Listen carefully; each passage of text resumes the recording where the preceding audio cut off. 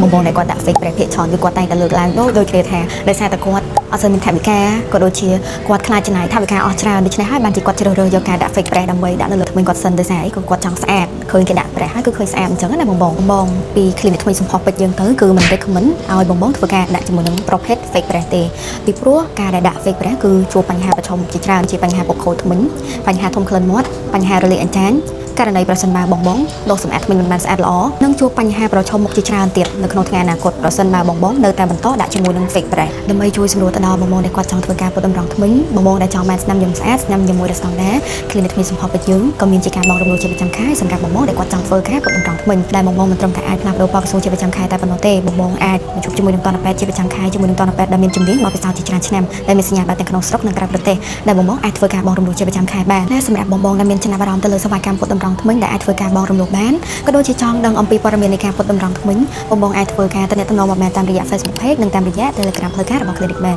ជាមួយនឹងការពិភាក្សាគឺពុំមានការគិតសេវានោះទេ